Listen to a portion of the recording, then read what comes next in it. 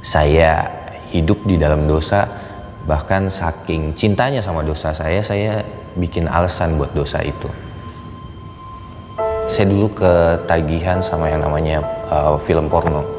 Saya pikir itu bukan masalah karena ya laki-laki gitu, nonton bokep ya standar lah. Siapa sih yang nggak pernah gitu. Yang penting kan nggak selingkuh, dosa kecil lah itu. Cuman lama-lama dari yang cuma sekedar nonton akhirnya berubah jadi koleksi, dari koleksi akhirnya berubah jadi kebutuhan yang nggak pernah bisa lepas dari kehidupan saya waktu itu. Pada awal pernikahan istri saya nggak tahu, sampai akhirnya itu jadi masalah karena pasti ada efeknya. Ketertarikan saya sama dia juga pasti berpengaruh kan. Otomatis saya juga masturbasi dan lain-lain. Istri saya tahu, sempat akhirnya tahu, dan dia sakit banget sih waktu itu. Dan kalau istri saya sakitnya seperti itu, saya nggak bisa ngebayangin sih segimana sakitnya Tuhan. Dulu saya suka ngaku cinta sama Tuhan, tapi biasanya kalau misalnya cinta kan nggak ngelakuin apa yang dia nggak suka ya. Kita juga harus setia. Tapi pada waktu itu saya nggak setia, saya lebih milih apa yang saya mau daripada rencana Tuhan. Apalagi kalau misalnya dilihat itu sebagai dosa kan konsekuensinya maut. Emang nggak langsung mati, tapi sebenarnya maut udah mulai bekerja di pernikahan saya. Dan saya sadar banget dengan saya melakukan itu, istri saya benar-benar ngerasa terhina banget sih. Bagaimana saya lebih tertarik sama film porno itu daripada istri saya. Di situ ternyata saya nggak sebaik yang saya pikir. Sebenarnya ketagihan bukan sesuatu yang bisa hilang gitu aja sih, tapi keputusan kita untuk berhenti melakukan atau melangkah dari situ ya memang diawali dengan keterbukaan. Sebelum kita diampuni kan harus ngaku dulu kan. Akhirnya saya belajar, terus saya bangun hubungan. Secara nggak sadar akhirnya kebiasaan itu berhenti. Seandainya saya tetap pada cara hidup saya yang lama, saya nggak ketemu komunitas yang baik, saya tetap tidak mau mengenal Tuhan. Jadi mungkin saya udah selingkuh sana sini atau mungkin terkena penyakit menular kali. Apa yang kita pikir nggak mungkin aja kok. Saya Frans Nikolas, ini aku dan sebuah cerita. Muah. Shalom, selamat pagi Bapak Ibu dan Saudara terkasih semuanya dalam Tuhan Yesus. Pagi hari ini kita jumpa kembali untuk ibadah kita ke hadapan Tuhan. Kami percaya ya Tuhan, walaupun ibadah kami kita lakukan secara online di rumah masing-masing, kami percaya Tuhan hadirat-Mu turun Tuhan. Hadirat-Mu nyata Tuhan. Engkau memberikan kesembuhan bagi setiap kami yang sakit. Engkau memberikan kekuatan bagi setiap kami yang lemah. Penghiburan-Mu selalu nyata Tuhan bagi setiap kami. Terima kasih Tuhan Yesus, terima kasih. Engkau Allah yang besar. Kami meninggikan Engkau Tuhan, kami mau menyembah-Mu Tuhan. Haleluya Yesusku.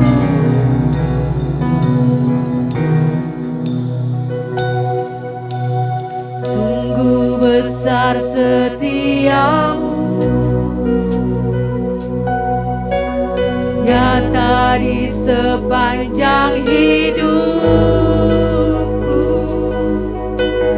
Darah-Mu telah layakkan kehidupanku.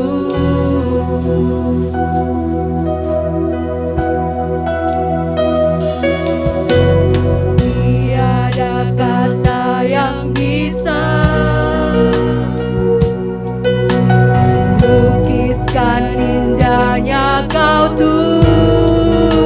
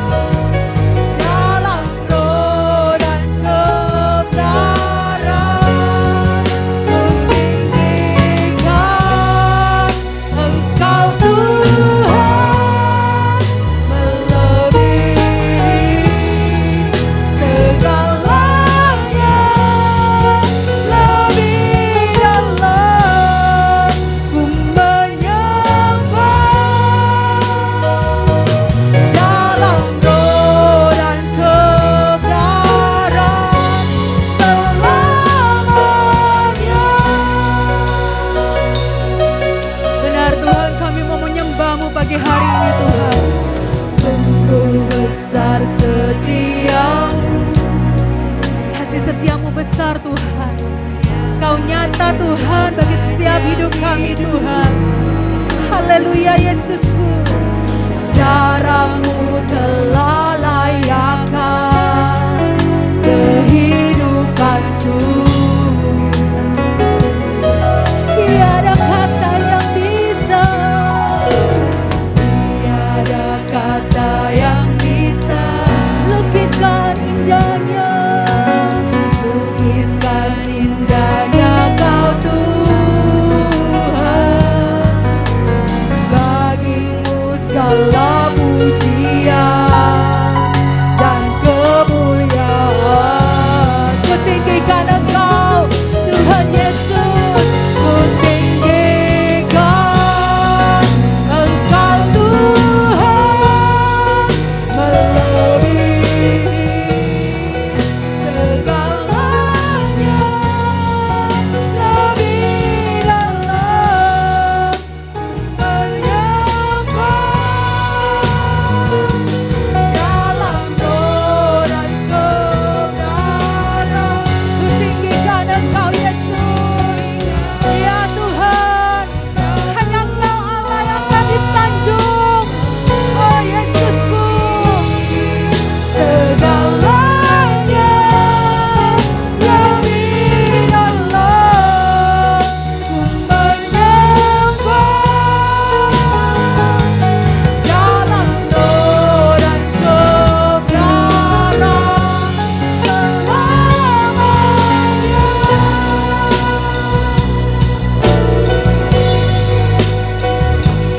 Dalam roh dan kebenaran selamanya.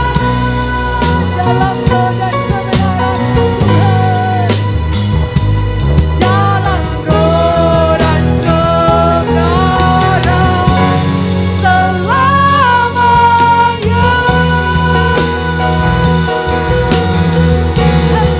Ya Yesusku,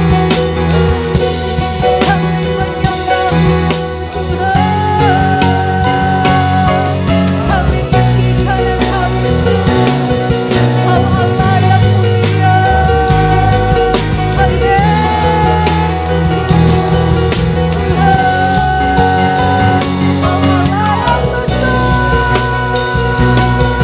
Haleluya Yesus, syukur bagimu Tuhan, kami menyembahmu.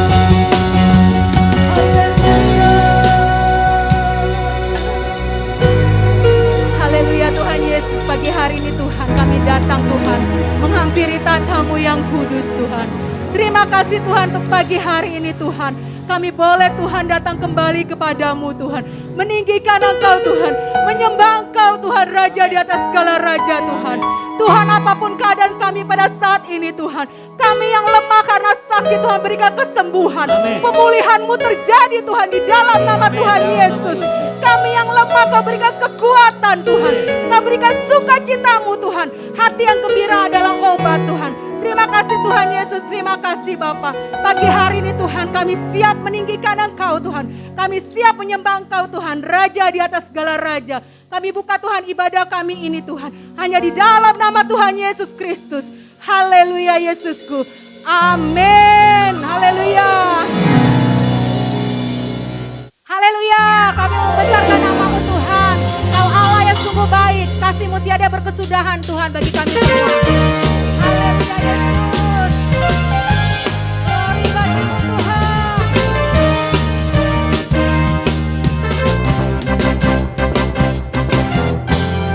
Tiada berkesudahan kasih setia-Mu Tuhan, selalu baru rahmat-Mu bagiku. Hari berganti hari, tetap kulihat kasih-Mu, tak pernah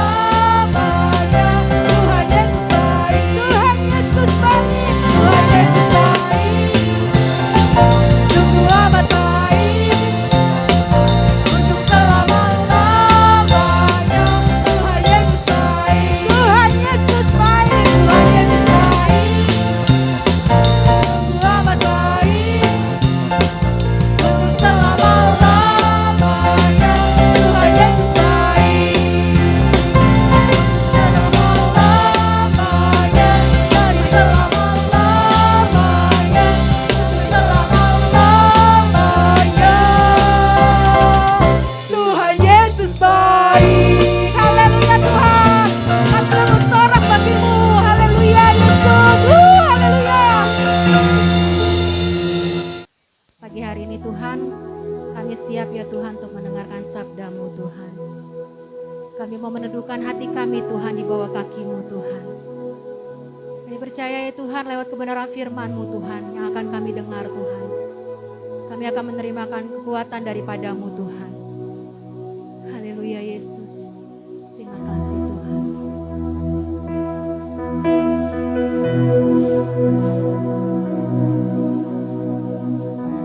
Sekalipun ku berjalan lewat lembah gelap, namun tangan-Mu selalu menopang hidupku. Saat ku dalam ketakutan, Kau hadir di sisiku. Kau berkata, jangan takut, Kau beriku kemenangan.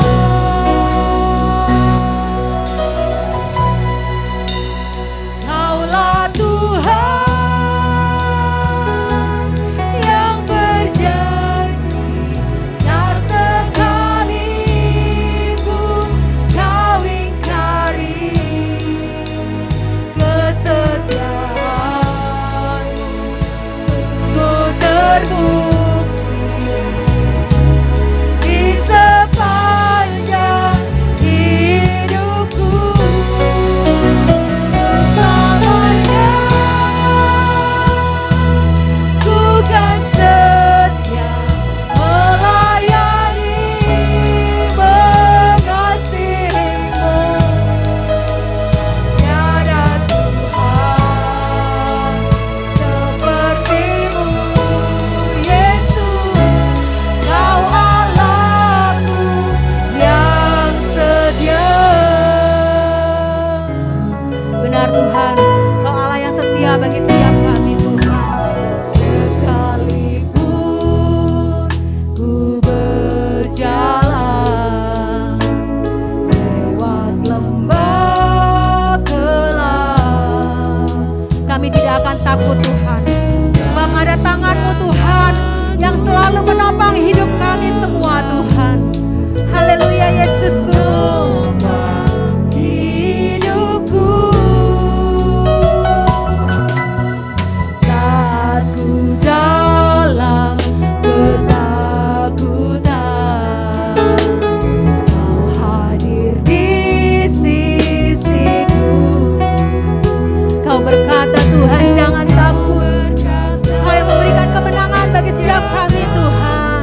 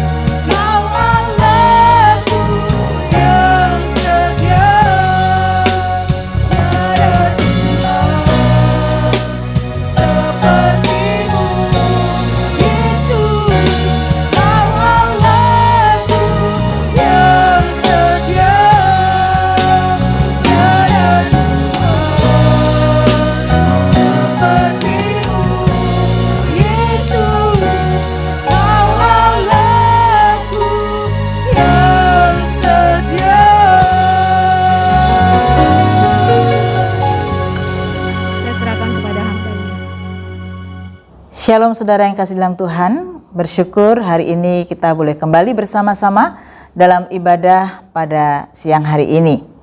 Sebelum kita mempelajari firman Tuhan, sebelum kita mendengarkan firman Tuhan, mari saya mengajak setiap Bapak Ibu Saudara untuk kita mau buka hati kita, dan sebelumnya mari bersama-sama kita berdoa terlebih dahulu. Bapa di surga, di dalam nama Tuhan Yesus Kristus yang luar biasa, kami bersyukur Tuhan pada pagi menjelang siang hari ini, kembali kami boleh Tuhan bersekutu dalam nama-Mu. Kami bersyukur Tuhan, kami boleh diperkenankan Tuhan untuk mendengarkan firman-Mu. Dan bila kiranya Tuhan dimanapun umat-Mu berada, yang menyaksikan Tuhan tayangan streaming ini Tuhan di rumah mereka masing-masing, mari Tuhan jamah setiap hati anak-anak-Mu Tuhan, termasuk juga hamba-Mu yang menyampaikan firman, agar firman Tuhan, pengajaran kebenaran firman-Mu pada siang hari ini, oh Tuhan, semakin mempertajam kami, semakin Tuhan mengasah kepekaan kami, semakin Tuhan membangkitkan iman kami, sehingga kami boleh menjadi anak-anak Tuhan yang terus Tuhan memiliki grafik kerohanian yang terus meningkat, dan kami Tuhan menjadi orang-orang Kristen Tuhan yang sungguh-sungguh Tuhan menjadi orang percaya yang patut dipercaya oleh Tuhan, menjadi orang-orang yang lebih daripada pemenang. Terima kasih Bapa di surga, kami bersyukur untuk hari ini, kami siapkan hati kami untuk menerima kebenaran firman-Mu. Di dalam nama Tuhan Yesus Kristus kami berdoa dan mengucap syukur. Haleluya. Amin. Amin. Ya, Bapak Ibu yang kekasihi dalam Tuhan, hari ini kita mau belajar kebenaran firman Tuhan bersama-sama. Sebagai orang percaya, saudara, kita perlu tahu, perlu sadar bahwa segala sesuatu yang terjadi dalam kehidupan kita, segala sesuatu yang terjadi di alam nyata ini dimulai di alam roh. Setiap pergumulan-pergumulan kita, setiap keadaan-keadaan yang ada di sekeliling kita, semua yang terjadi baik dalam keluarga kita, dalam komunitas kita, dalam kehidupan kita secara pribadi, bahkan dalam bangsa ini, tidak pernah lepas dari pandangannya Bapa di surga, Tuhan kita Yesus Kristus. Nah, saudara, kita perlu juga menyadari bahwa ada masa-masa di mana dalam kehidupan ini kita menghadapi badai, kita menghadapi tantangan. Seperti kalau kita belajar dari khotbah minggu kemarin yang disampaikan oleh Bapak Gembala, bagaimana sebagai orang-orang percaya kita survive di masa-masa yang sukar akhir-akhir ini. Apalagi di masa-masa pandemi COVID-19 ini, saudara. Nah, saudara, sebagai orang-orang Kristen, sebagai anak-anak Tuhan, sebagai orang-orang yang percaya dan menyembah kepada Raja di atas gelar Raja, Tuhan Yesus Kristus, mari kita juga menyadari bahwa kita akan survive, kita akan kuat, belajar sama seperti Daniel, dan kita juga harus menyadari kenapa Daniel survive, saudara. Dia punya karakter yang baik, dia intim dengan Tuhan, dan dia tahu betul kenapa dia harus intim dengan Tuhannya, sebab Daniel tahu bahwa segala sesuatu yang dihadapinya, saudara, ini adalah juga berkaitan dengan hal-hal yang juga terjadi di alam roh. Kalau kita melihat pembacaan Alkitab kita bersama-sama yang terdapat di dalam Efesus pasal yang ke-6, kita akan lihat, saudara, mulai dari ayat yang ke-10. Kita akan lihat, judulnya adalah perlengkapan rohani. Akhirnya, hendaklah kamu kuat di dalam Tuhan, di dalam kekuatan kuasa-Nya. Kenakanlah seluruh perlengkapan senjata Allah, supaya kamu dapat, perhatikan saudara, supaya kamu dapat bertahan melawan tipu muslihat iblis. Karena perjuangan kita, atau karena peperangan kita, perlawanan kita, bukanlah melawan darah dan daging, tetapi melawan pemerintah-pemerintah, melawan penguasa-penguasa, melawan penghulu-penghulu dunia yang gelap ini, melawan roh-roh jahat di udara. Sampai ayat yang ke-12, saudara. Berkaitan dengan pembacaan Alkitab yang baru saja kita baca bersama-sama, yaitu tentang perlengkapan rohani, ini berkaitan dengan peperangan rohani. Orang percaya, orang Kristen, siap tidak siap saat engkau percaya Tuhan Yesus Kristus, kita ini sedang ditarik dan berada dalam peperangan rohani. Untuk itu saudara, hari ini kita mau belajar bersama-sama. Judul khotbah pada hari ini, jadilah pemenang, bukan pecundang. Ada hal yang perlu saya dan saudara ketahui dan kita perlu sadar mulai hari ini sebagai orang percaya. Sudah berapa lama saudara menjadi orang Kristen? Semua saudara, baik jemaat GBI Pondok Maharta maupun setiap saudara yang menyaksikan streaming pada hari ini, sudah berapa lama engkau menjadi orang Kristen? Ada banyak orang Kristen yang tidak sadar, tidak mengetahui, atau mungkin pernah dengar khotbah tentang peperangan rohani, tapi dilalukan, diabaikan begitu saja. Padahal hal ini adalah hal yang sangat penting saudara. Sehingga saudara, kita bisa tetap survive, kita tetap bisa bertahan dalam kehidupan badai dan lain sebagainya. Karena kita tahu bahwa apapun yang kita hadapi di alam nyata ini dimulai di alam roh. Dan ini artinya bahwa kita juga sadar bahwa ada peperangan di dalam roh. Dan kalau dalam Efesus ini Tuhan sudah menyediakan perlengkapan senjata rohani, artinya bahwa Tuhan mau memberitahukan kepada kita semuanya bahwa ada sebuah peperangan. Dan kita harus menggunakan seluruh perlengkapan senjata rohani yang telah Tuhan sediakan bagi saya dan saudara. Ada hal yang perlu saudara tahu dan sadari, termasuk saya, kita semua. Ada beberapa hal. Yang pertama saudara, siap atau tidak siap, saya dan saudara berada di medan peperangan roh. Jadi tidak ada orang Kristen, orang percaya yang percaya Tuhan Yesus, lalu kita dipanggil hanya untuk kipas-kipas, kita dipanggil hanya sekedar menjadi penikmat berkat. Betul, Tuhan Yesus Bapa di surga akan memberkati kita, tapi kita juga dipanggil untuk mengalahkan kuasa-kuasa kegelapan, bahkan mengalahkan kedagingan kita, saudara. Jadi kita berada di dalam peperangan roh. Jadi saudara, mari jangan santai. Sebab kita menghadapi peperangan-peperangan roh. Bukan hanya menghadapi peperangan-peperangan roh dengan kuasa-kuasa kegelapan saja, tapi termasuk dengan kedagingan kita. Untuk kita terus dibentuk, untuk kita terus dibawa kepada kesempurnaan ilahi sama seperti Kristus, untuk kita mengalami grafik rohani yang terus naik, untuk kita menghadapi kehidupan ini agar kita terus cemerlang di hadapan Tuhan pada akhir zaman sekarang ini. Sebentar lagi Tuhan Yesus datang, tidak kedapatan cacat dan kerut, saudara. Mari kita sadar bahwa kita terus menghadapi peperangan rohani. Yang kedua, saudara, kita perlu tahu, kita perlu sadari, saudara, bahwa saudara harus kuat di dalam Tuhan. Di dalam menghadapi peperangan rohani ini, saudara, kita harus kuat di dalam Tuhan. Dalam menghadapi kehidupan ini, dalam menghadapi badai, agar kita survive di dalam Tuhan, agar kita bisa tetap bertahan melawan tipu muslihat iblis, agar kita bisa cakap menanggung segala sesuatu bersama dengan Tuhan. Kita harus kuat di dalam Tuhan dan mari percayai kuasanya. Sebab ada banyak orang Kristen, kalau ditanya percaya Yesus, ya percaya Yesus, tapi belum tentu sepenuhnya percaya kuasanya. Aku percaya Yesus, tetapi kalau aku sakit ini, kira-kira dia mampu nggak ya menyembuhkan? Aku sudah berdoa sekian lama, aku sudah berdoa sekian tahun, menanti keturunan, mencari pasangan, dan lain sebagainya. Tapi tidak kunjung datang, aku tidak kunjung hamil, aku sakit tidak kunjung sembuh. Aku sampai sekarang, usiaku sudah seperti ini, aku tidak dapat pasangan, dan lain sebagainya. Sudah berdoa untuk suami tidak berubah, berdoa untuk istri tidak berubah. Lalu kita akhirnya tidak kuat, tidak bisa bertahan. Dan akhirnya kita percaya Yesus, tapi tidak percaya dengan kuasanya. Hati-hati saudara. Jadi hal yang perlu kita pahami dan hal yang perlu kita sadari saudara, di dalam peperangan roh, dalam menghadapi kehidupan ini, mari kita harus kuat di dalam Tuhan dan percaya akan kuasanya. Dalam Efesus tadi dikatakan, hendaklah kamu kuat di dalam Tuhan, di dalam apa saudara? Kekuatan kuasanya.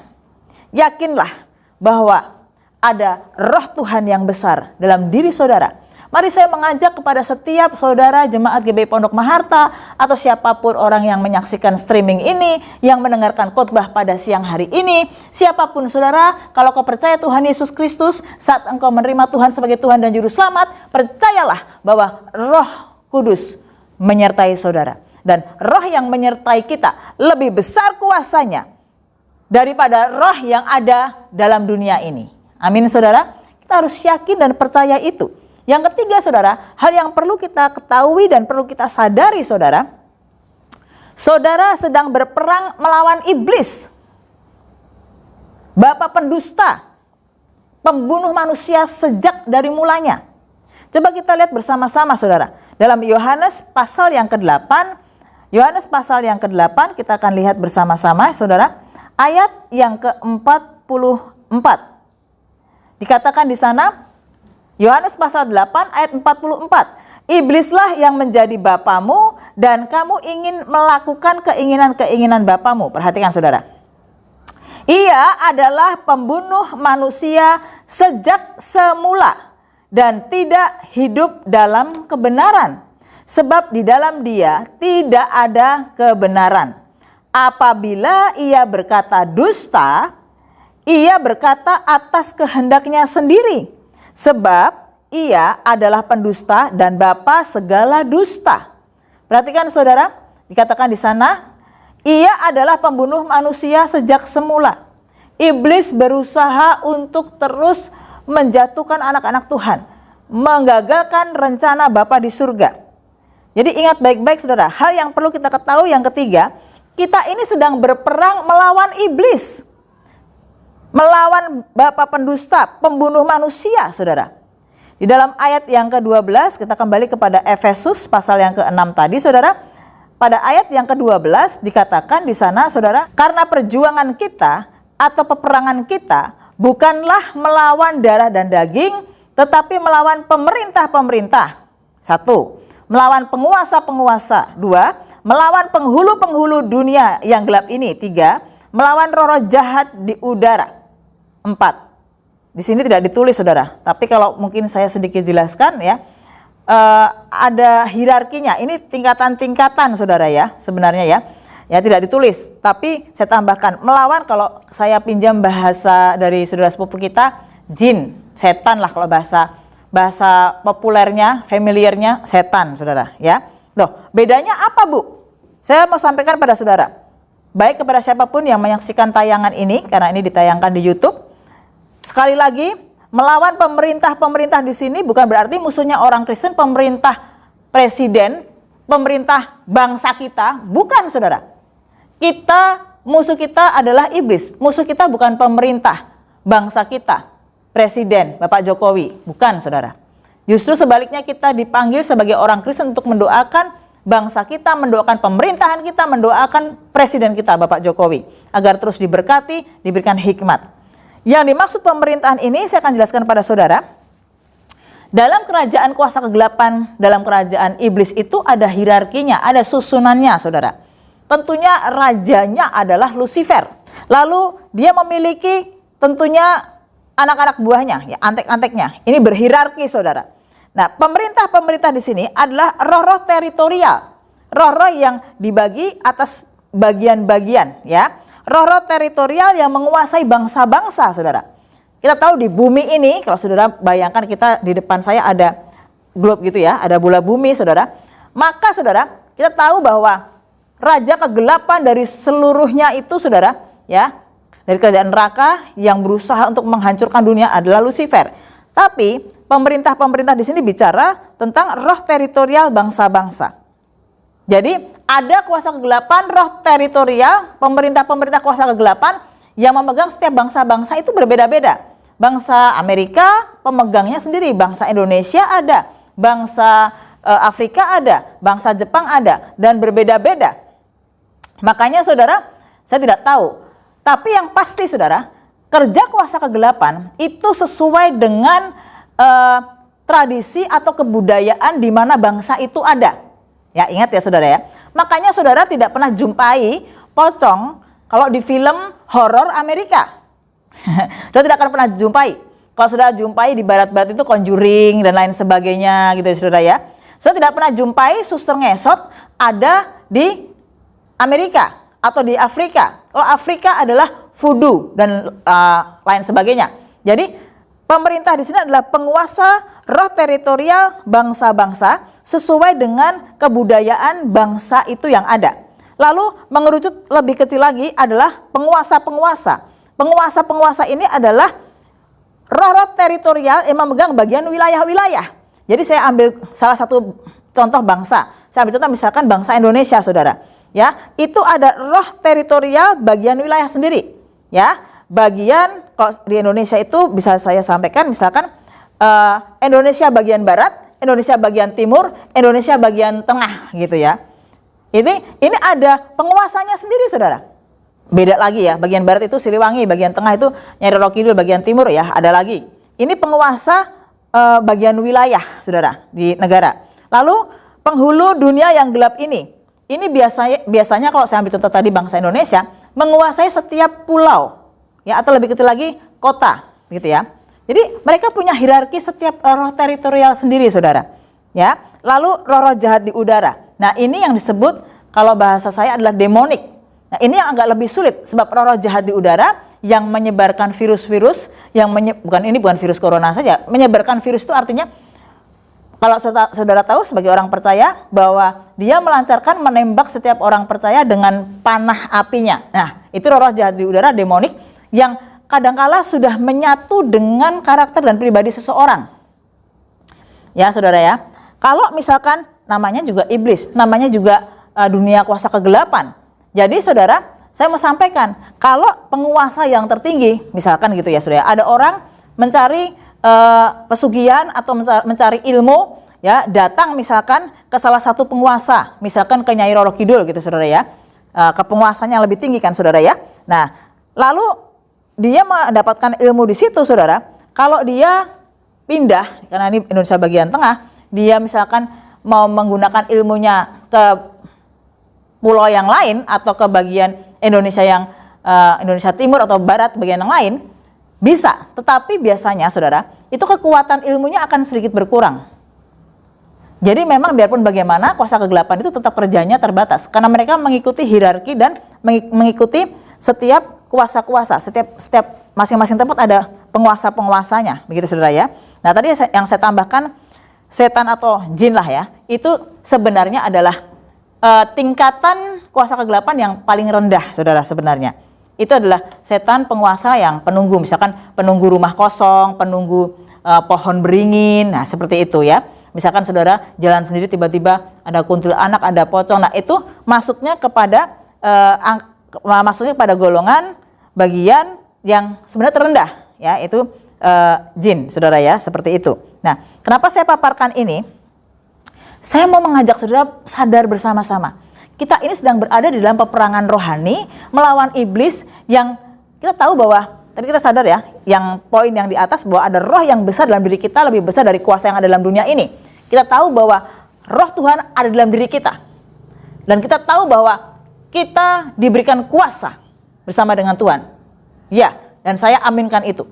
Tidak ada kuasa apapun juga, baik dari pemerintah, penguasa bangsa, teritorial yang tertinggi sampai yang terendah, yang dapat melawan kuasa Yesus Kristus. Saya mau sampaikan, saudara harus yakini ini saudara.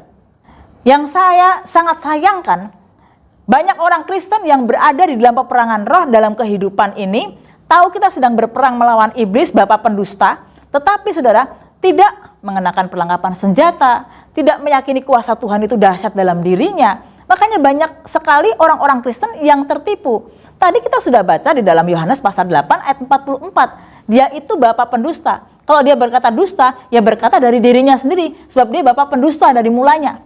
Makanya iblis itu memutarbalikkan setiap perkataan, setiap kondisi apapun juga saudara.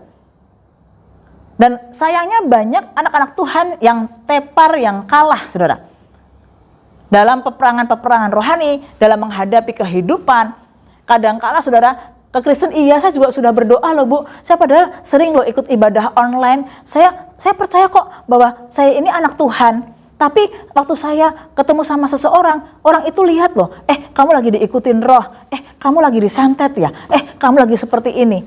Saya mau sampaikan kepada saudara, kalau kita percaya meyakini bahwa kuasa Roh Kudus dalam diri kita full power, saudara, maka saudara harus percaya bahwa tidak ada kuasa apapun yang dapat menyentuh saudara. Sebab Roh Kudus yang full power dalam diri kita, bahkan Tuhan kirimkan malaikat untuk melayani kita, menjaga kita, jauh lebih besar dari apapun juga. Roh Kudus jauh lebih besar dari apapun juga.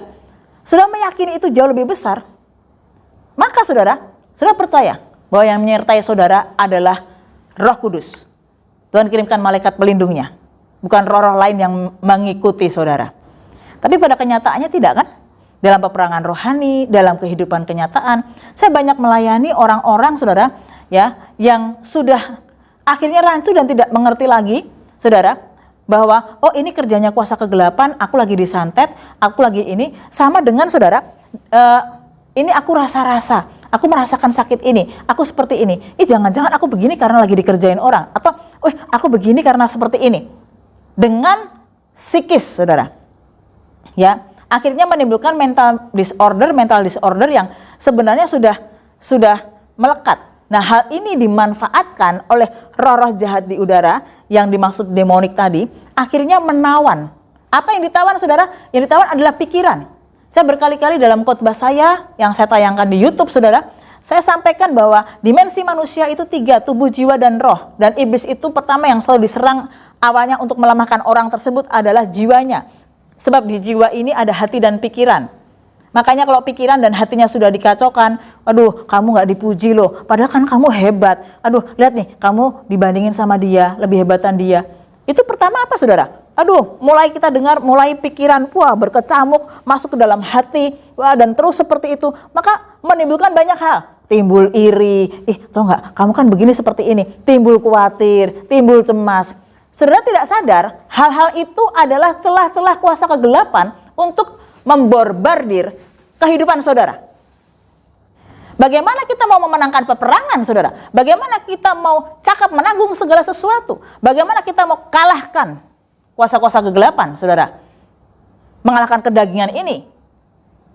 Jangankan extraordinary saudara. Kalau kita jadi orang Kristen, ya sudahlah, yang begini ya begini, udahlah jadi orang Kristen mah biasa aja, jangan terlalu, aduh itu mah peperangan rohani mah berat, khotbahnya berat, aduh yang ringan-ringan aja deh, pokoknya yang berkat saja. Saya percaya Bapa di surga pasti memberkati kita, amin saudara. Tapi berkat itu tidak hanya bicara materi, tidak juga hanya bicara kesehatan, kedewasaan rohani, sampai Bapa di surga memberikan perkenanan dan kepercayaan, membukakan hal-hal rohani yang luar biasa, memperlengkapi saudara dengan luar biasa.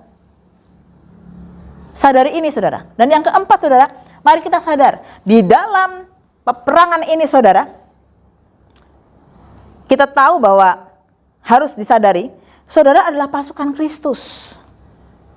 Mari saudara, jadi orang Kristen, kalau bahasa saya itu jangan memble, jangan loyo, jangan baper, jangan punya roh manja, saudara. Tapi bangkit, wake up, gitu saudara. You are the winner, not loser. Jadi mari kita sadar, saudara adalah pemenang. Jangan hanya bisa menyanyi, lebih dari pemenang dalam segala perkara. Dilanjutkan, iblis telah dikalahkan. Banyak orang Kristen cuma bisa nyanyi, lebih dari pemenang. Pemenang dalam hal apa saudara? Ini pemenang dalam hal bukan cuma sekedar oke, saudara bisa menghadapi badai karena saudara sadar ada roh Tuhan dalam diri saudara. Saudara sadar bahwa ada roh Allah dalam diri kita. Dan saudara yakin bahwa akan memenangkan peperangan-peperangan roh. Saudara cakap menanggung segala sesuatu. Tadi dikatakan dalam Efesus, jadilah kuat di dalam Tuhan, di dalam kekuatan kuasanya. Kuasa firman-Nya, kuasa Roh Kudus-Nya. Amin saudara. Jadi ingat yang keempat, sadarilah saudara itu dipanggil untuk menjadi pasukan Kristus yang gagah perkasa. Katakan amin. Saudara adalah anak-anak raja. Mari miliki mental anak raja. Saudara adalah pasukan Kristus yang gagah perkasa. Jangan jadi orang Kristen yang lemah. Jadi orang Kristen yang ya pasukan tergantung kalau aku lagi kuat. No. Kalau pasukan tentara saudara, dia harus tough, dilatih untuk kuat. Saudara, kita akan belajar bersama-sama. Kalau kita ada dalam peperangan rohani, kalau saya dan saudara adalah pasukan Kristus yang gagah perkasa, dan kita harus sadari bahwa kita adalah pemenang dan bukan pecundang, saudara. Apa kira-kira yang harus kita lakukan, saudara? Saudara pasukan Kristus, saudara anak-anak raja. Untuk itu saudara ada beberapa hal yang akan kita belajar bersama-sama. Yang pertama saudara, mari bangkit. Mari semangat saudara. Kenapa saya taruh kalimat bangkit ini di poin yang pertama? Kita hidup di penghujung akhir zaman, saudara. Mau sampai kapan kita menjadi orang Kristen yang hanya Kristen tradisi? Tuhan memanggil saya dan saudara untuk percaya kepada Tuhan Yesus Kristus, bukan cuma sekedar kita menyandang agama Kristen. Kekristenan itu bukan cuma sekedar agama, tapi Kristen yang sesungguhnya adalah sebuah perubahan hidup. Kita lihat bersama-sama saudara, kitab Bilangan pasal yang ke-13 ayat yang ke-33. Dikatakan di sana saudara, saya baca mungkin dari ayat yang ke-31. Tetapi orang-orang yang pergi ke sana bersama-sama dengan dia berkata, kita tidak dapat maju menyerang bangsa itu karena mereka lebih kuat daripada kita. Ayat 32, juga mereka menyampaikan kepada orang Israel, perhatikan, kabar busuk tentang negeri yang diintai mereka.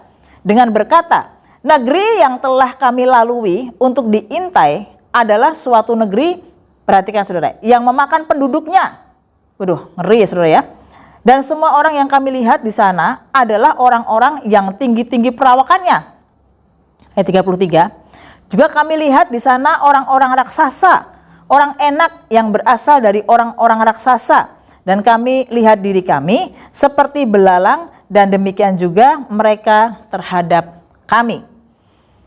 Saudara, kalau kita melihat 12 pengintai yang pada waktu itu saudara diutus oleh Musa untuk mengintai tanah perjanjian yang telah dijanjikan oleh nenek moyang mereka, Abraham, saudara ya. Perjanjian yang diberikan pada Abraham, Ishak dan Yakub dan seterusnya pada keturunannya untuk diduduki, yaitu tanah Kanaan, tanah yang berlimpah dengan susu dan madunya. Dan saya mau sampaikan kepada saudara, dari zaman Musa membawa bangsa Israel keluar dari Mesir, berjalan terus menuju sampai ke tanah Kanaan, ya, juga berputar-putar di padang gurun, lalu mulai masuk ke mendekati tanah Kanaan. Saya mau sampaikan pada saudara, itu bukan tanah kosong saudara, bukan tanah perjalanan yang mudah, bukan tanah yang kosong, tiba-tiba diduduki, lalu dipatok-patok, kamu di sana, ya udah ini bebas kok karena tidak ada penghuninya. Bukan begitu saudara. Bangsa Israel untuk mendapatkan tanah Kanaan, tanah yang dijanjikan Tuhan, itu dia harus berperang. Kenapa? Sebab saudara, sepanjang perjalanan itu ada bangsa di sekitar Kanaan yang begitu banyak. Kalau saudara nanti membaca saudara di dalam Yosua pasal yang ke-12, dari zaman Musa memimpin sampai Yosua sehingga masuk ke tanah Kanaan, saudara, ada 31 kerajaan yang dikalahkan oleh bangsa Israel hanya untuk menduduki. Kenapa kita harus bangkit? Dalam keadaan yang mungkin menggentingkan bangsa Israel, 10 orang memberikan kabar buruk, kabar busuk yang menimbulkan ketakutan, kecemasan. Aduh, di sana banyak orang-orang raksasa, orang-orang enak, saudara. Yang pasti akan memakan kita nggak bisa lah ngambil tanah itu.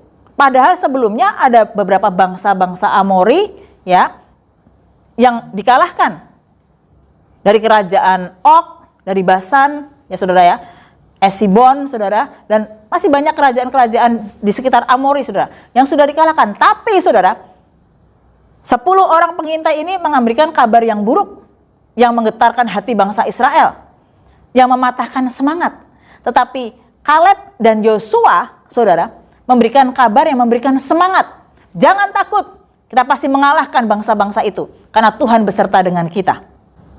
Saudara, dari zaman Musa sampai Yosua itu 31 kerajaan. Hanya satu kerajaan yang memang akhirnya tidak diperangi ya. Itu salah satunya Gibeon, saudara, ya.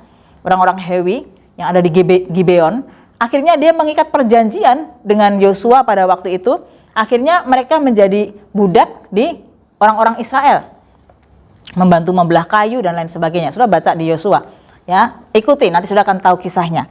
Nah, kenapa saya ambil contoh ini, saudara? Dalam keadaan ketakutan, kecemasan, dalam keadaan kebingungan bangsa Israel, ditambah kabar yang buruk dari 10 pengintai, semakin patah semangat mereka. Kalau sudah patah, lemah, saudara, apa yang diserang? Pikiran dan hati mereka, sehingga mereka menjadi lemah. Aduh, nggak bisa ya, nggak bisa ya. Mereka lupa, sepanjang keluar dari Mesir, sampai mengalahkan orang-orang Amori, siapa yang menyertai mereka? Tuhan yang maha dahsyat. Saya mau sampaikan pada saudara, bagaimana kita bisa menjadi pasukan yang gagah perkasa dalam peperangan rohani kita, menghadapi setiap badai. Kita juga survive, bukan cuma menghadapi kesulitan di alam nyata, tetapi kita juga survive menghadapi di alam roh, saudara. Saya mau sampaikan kepada saudara, bangkit. Roh yang dalam diri saudara lebih besar kuasanya. Jangan jadi orang Kristen yang hidupnya mengasihani diri. Mari kita bangkit, saudara. Sama seperti Raja Daud, bicara pada jiwanya sendiri, hai jiwaku, jangan takut, ada Tuhan besertamu. Saudara yang lemah, yang sakit, yang putus asa, yang mengalami keterpurukan, yang mungkin mengalami pergumulan, bangkit pagi hari ini. Katakan pada jiwamu, hai jiwaku, aku tidak akan takut, karena aku bersama dengan Tuhan. Di balik setiap pergumulan saya dan saudara, ada berkat-berkat Tuhan. Mungkin saudara, yang kita inginkan secara manusia, sakit, sembuh, miskin, kaya, yes, Tuhan sanggup kok saudara. Tetapi saya mau sampaikan pada saudara, berkat di atas segala berkat, setiap peristiwa kita dapat melaluinya, kita tetap dapat survive di masa-masa sulit ini, kita dapat menang di dalam peperangan-peperangan roh ini. Dari semuanya itu saudara, titik akhirnya, saat saudara mengerti, lalu saudara tetap mampu menghadapi pergumulan, lalu saudara bisa melihat, meresponi dengan hal yang benar kepada Tuhan. Tuhan, walaupun ada banyak pergumulan masalah, tapi aku percaya di balik peristiwa-peristiwa ini ada berkat yang besar yang Tuhan berikan kepadaku. Mungkin aku sakit belum sembuh. Oke Tuhan, mungkin aku sedang berdoa untuk dapat pasangan, belum dapat pasangan. Berdoa untuk anak, belum dapat keturunan. Mungkin Tuhan, aku mengalami hal yang seperti ini Tuhan, tapi aku percaya Tuhan Yesus, ada berkat Tuhan. Salah satunya kedewasaan rohani. Saudara, kedewasaan rohani, hal rohani yang disingkapkan Tuhan, itu kekal saudara. Yang akan membawa saudara kepada next level, kepada kemuliaan di atas kemuliaan, kemuliaan di atas kemuliaan. Amin saudara. Jadi bangkit. Yang kedua saudara, hiduplah dalam kebenaran. Bagaimana kita menjadi pasukan Kristus yang gagah perkasa dalam peperangan rohani kita. Yesus Kristus adalah kebenaran itu sendiri.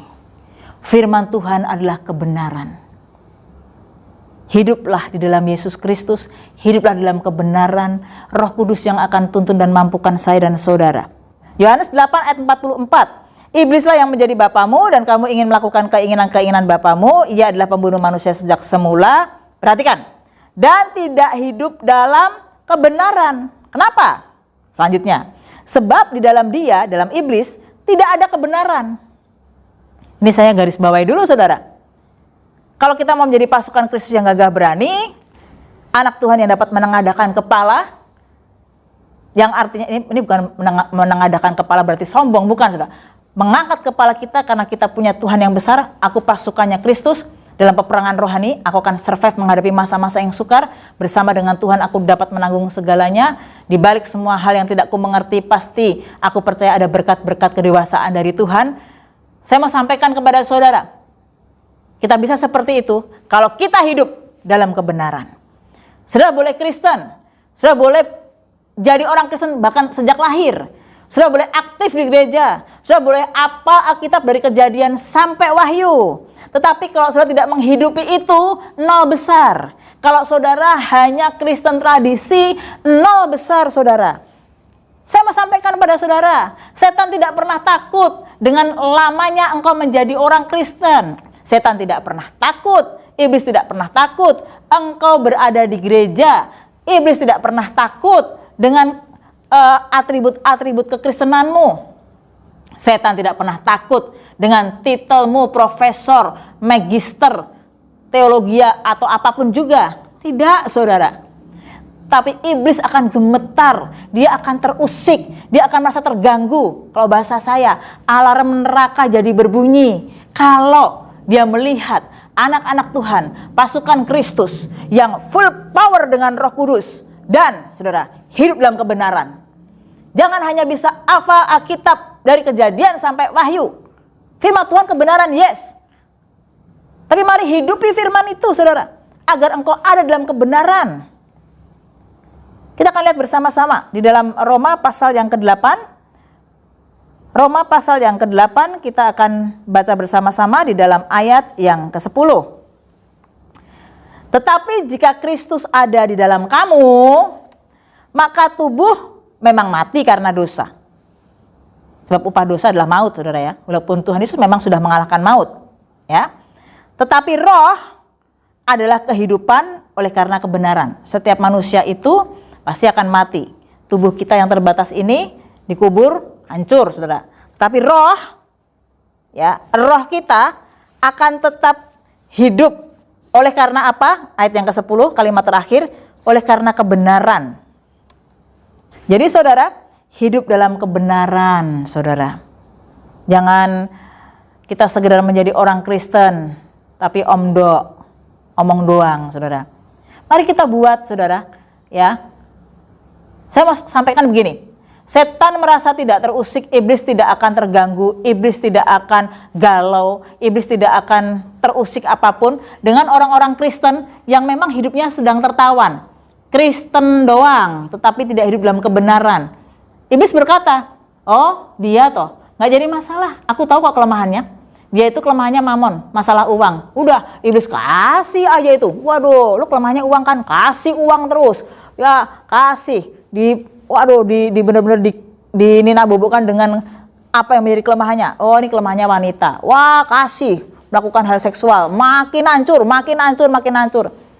Gampang orang-orang yang Kristen yang seperti ini mah gak usah direpotin. Begitu, saudara. Kata Lucifer. Gampang, udah tinggal tiup aja. Langsung tewas. Tetapi iblis akan terusik. Dia akan galau, dia akan risau. Tadi yang saya bilang, kerajaan neraka itu alarmnya bunyi. Wah, panik itu. Semua pasukan neraka panik. Kalau ada orang-orang Kristen, saudara, yang memiliki Roh Kudus dalam dirinya, full penuh dalam dirinya, dan hidup dalam kebenaran. Yang ketiga, yang terakhir, saudara, bagaimana kita bisa menjadi pasukan Kristus yang gagah perkasa, taat. Sebab seorang tentara, seorang pasukan kalau tidak taat kepada komandannya, saudara, kapan harus nembak, kapan enggak. Kapan harus bersembunyi, kapan enggak. Yang lain komandannya kasih aba-aba. Ya, pasukan bersembunyi. Saudara, tapi dia nggak bersembunyi. Ngapain bersembunyi takut sama musuh? Waduh, di tempat pertempuran dia nongol sendiri. Wah, ketembak, mati, saudara. Jadi juga harus taat kepada apa yang diperintahkan kepada komandannya. Pelatihan-pelatihan di ketentaraan, diajar bagaimana taat. Tentara itu, saudara, saya mau kasih tahu. Dia taat loh pada pemimpinnya. Apapun yang dikatakan pemimpinnya, dia akan ikuti, saudara. Dan saya mau sampaikan kepada saudara, bagaimana kita menjadi orang Kristen yang taat. Bukankah kita tentaranya Kristus?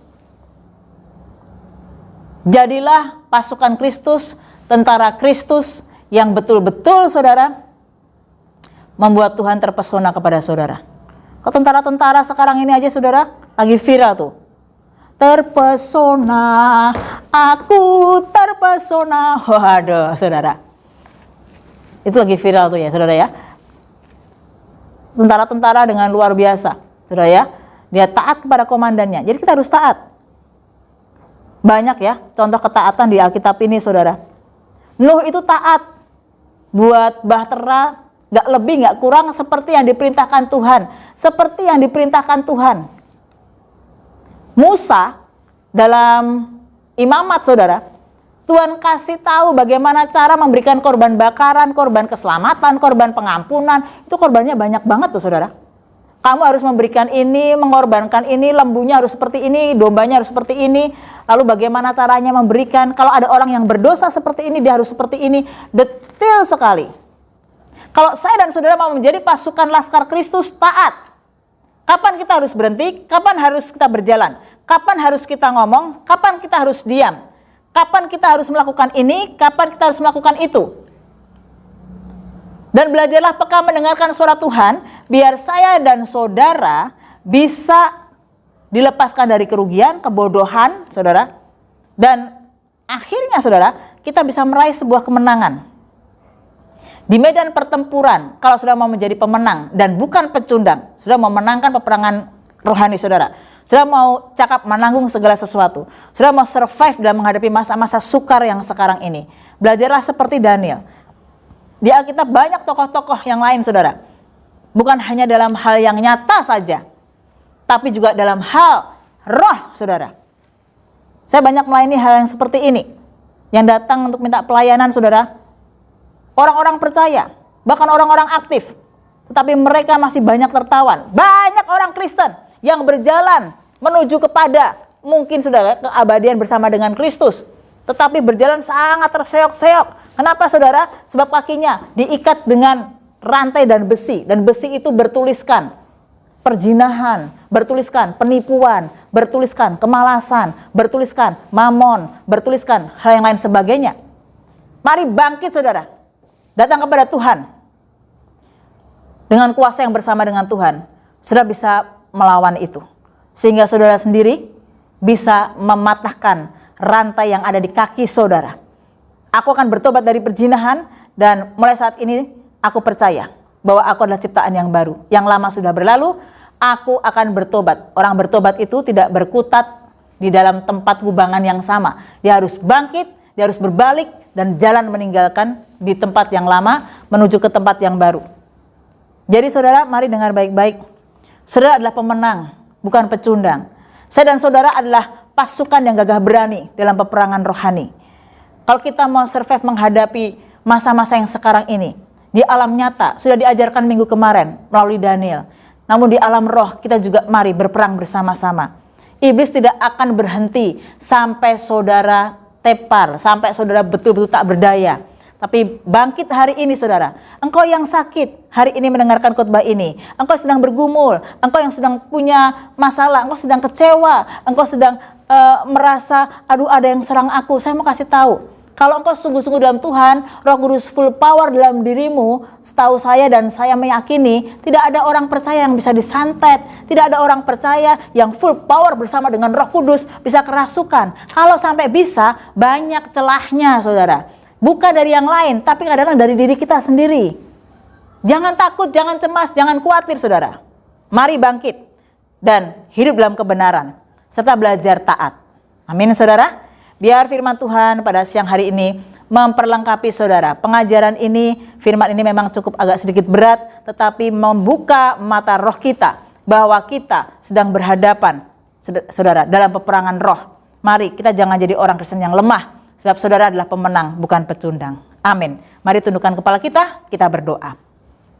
Bapa di surga, kami bersyukur untuk hari ini kami telah dibukakan, diberikan pengajaran bahwa Tuhan kami sadar kami berada dalam peperangan rohani kami. Tuhan Yesus, untuk kami bisa survive menghadapi masa-masa sukar sekarang ini Tuhan, kami juga harus dimulai Tuhan di alam roh kami. Kami harus percaya bahwa kami punya Tuhan yang besar. Roh yang dalam diri kami lebih besar kuasanya daripada roh yang ada dalam dunia ini. Ajar kami Tuhan kuat di dalam Tuhan, dalam kekuatan kuasa-Mu, kami percayakan kuasa-Mu. Dan kami Tuhan bukan pecundang, kami pemenang Tuhan Yesus. Kami Tuhan mau menggunakan perlengkapan senjata yang telah Tuhan sediakan. Tuhan Yesus, kami Tuhan Yesus yang lemah, yang sakit, yang tertawan, hari ini mau bangkit. Hamba-Mu melepaskan kuasa-Mu Tuhan, dimanapun Tuhan anak-anak-Mu berada menyaksikan tayangan ini. Dimanapun mereka berada, kuasa Tuhan sedang menjamah-Mu di dalam nama Tuhan Yesus Kristus. Engkau yang sakit, mari percaya bahwa Tuhan menyembuhkan engkau. Apapun yang kau doakan, mungkin kau belum mendapat jawabannya. Tapi ingat baik-baik, semua peristiwa yang kau alami, di balik itu Tuhan juga sedang memberikan berkat, yaitu berkat kedewasaan. Sehingga kau mampu melihat bagaimana Tuhan membukakan perkara-perkara rohani yang jauh lebih besar dan sifatnya kekal. Terima kasih Bapa di surga, berkati setiap anak-anak-Mu yang menyaksikan tayangan ini, berikan pencerahan Tuhan, agar mereka dapat menangkap apapun Tuhan yang telah hamba-Mu sampaikan, yang Tuhan telah taruh di hati hamba-Mu, agar kami semua Tuhan tidak terperdaya Tuhan dengan tipu muslihat iblis.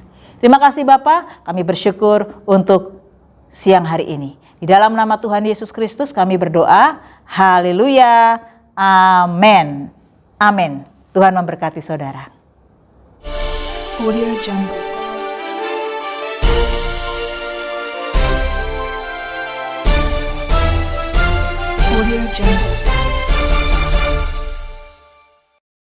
Shalom, berjumpa kembali dengan saya Given Dan saya Joseph dalam Breaking News Porta.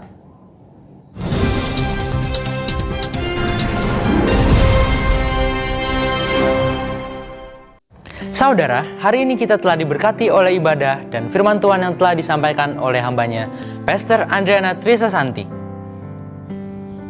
Dan kiranya firman Tuhan menguatkan kita dan pengajaran dalam membangun iman.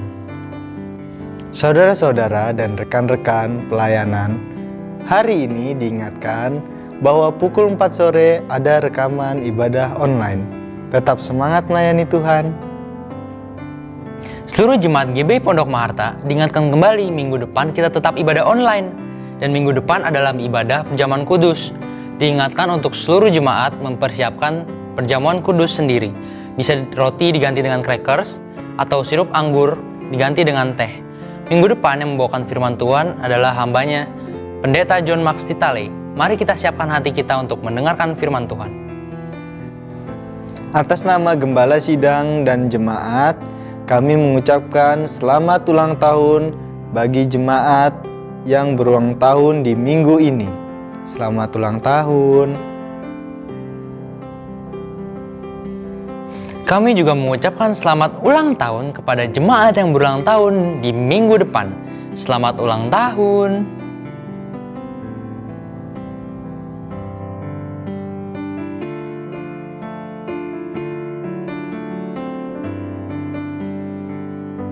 Demikianlah Breaking News Porta minggu ini. Sampai berjumpa lagi dengan kami dalam Breaking News Porta minggu depan. Tetap mematuhi protokol kesehatan. Jangan lupa pakai masker. Jangan lupa cuci tangan. Jangan lupa menjaga jarak. Dan kami berdua mengucapkan Tuhan Yesus memberkati.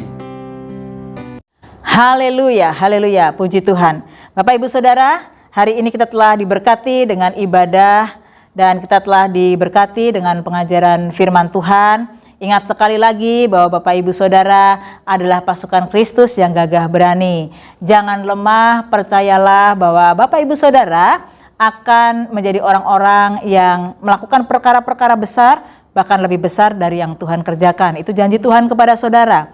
Mari bangkit dari kelesuanmu, bangkit, tengadahkan kepalamu. Mari hidup dalam kebenaran dan taat apa yang diperintahkan oleh Komandan Agung kita, yaitu Tuhan Yesus Kristus. Ya Bapak, Ibu Saudara, di masa-masa pandemi ini kembali saya ingatkan, jangan lupa tetap mengikuti protokol kesehatan, jangan lupa pakai masker, terlebih di tempat kerumunan, jangan buka masker saudara, cuci tangan, jaga jarak kita, dan minum vitamin, dan tetap jaga kesehatan saudara. Dan seluruh jemaat juga yang mengikuti streaming ini diundang juga untuk bisa ikut dalam ibadah doa malam melalui Zoom yang diadakan setiap hari Jumat pukul 7:30 malam. Saya juga mengucapkan selamat ulang tahun kepada seluruh jemaat yang ulang tahun di minggu ini maupun di minggu depan.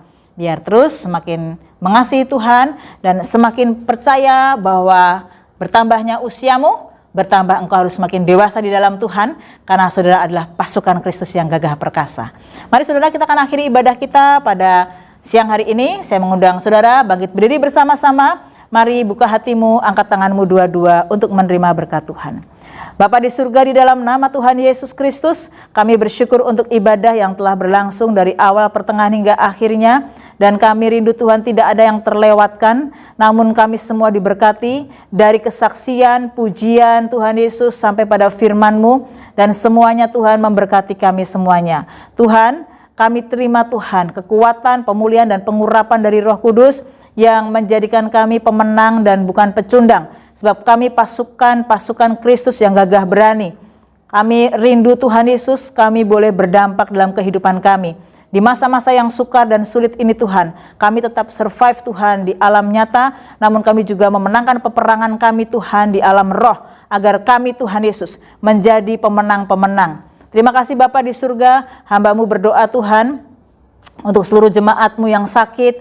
Oh Tuhan, kuatkan iman mereka, ajar mereka percaya bahwa Tuhan Yesus Engkau tidak pernah meninggalkan mereka. Ajar mereka Tuhan sadar bahwa ada kuasa dalam diri mereka, mereka berdoa dan Tuhan sanggup menyembuhkan. Oh Tuhan, yang berulang tahun di minggu ini dan di minggu depan, Tuhan juga berkati agar mereka semakin bertambah usia, semakin mengasihi Tuhan Yesus Kristus. Terima kasih Bapa, kami juga berdoa Tuhan untuk bangsa dan negara yang kami kasihi. Kami berdoa Tuhan Yesus, mari Tuhan Kau berikan Tuhan belas kasihan-Mu kepada bangsa Indonesia ini Tuhan. Berikan hikmat-Mu Tuhan, kekuatan kesehatan kepada Bapak Presiden Jokowi Tuhan, dengan seluruh jajaran kementeriannya Tuhan, agar mereka memerintah dengan benar Tuhan. Oh Tuhan, segala yang korupsi Tuhan, yang melakukan kecurangan Tuhan, mendapat keadilan Tuhan Yesus, sehingga mereka Tuhan Yesus dapat Tuhan Yesus bertobat, dan mereka Tuhan mendapat Tuhan Yesus